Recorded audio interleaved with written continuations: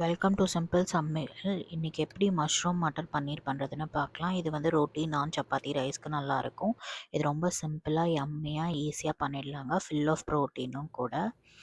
ஒரு கடாயில் 4 table spoon எண்ணெய் ஊற்றிக்கோங்க. 1 டேபிள் ஸ்பூன் ஜீரகம் சேர்த்துக்கோங்க. அது நல்லா பொரிஞ்சதும் 7-8 பல் பூண்டு வந்து நறுக்கி சேர்த்துக்கோங்க.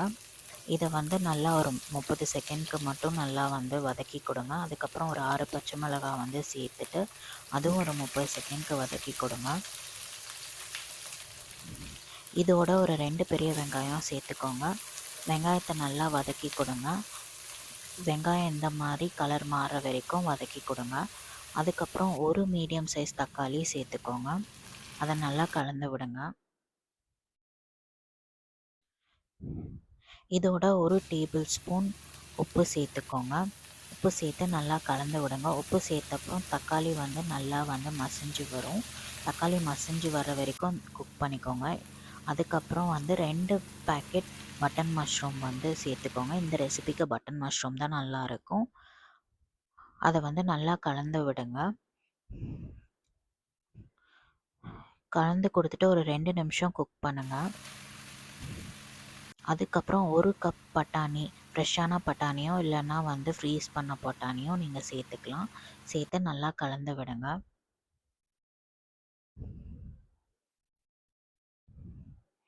இதோட 1 டேபிள் ஸ்பூன் மிளகாத்தூள், 1 டேபிள் ஸ்பூன் மிளகுத்தூள், 1 டேபிள் ஸ்பூன் சிக்கன் மசாலா சேர்த்து நல்லா கலந்து விடுங்க.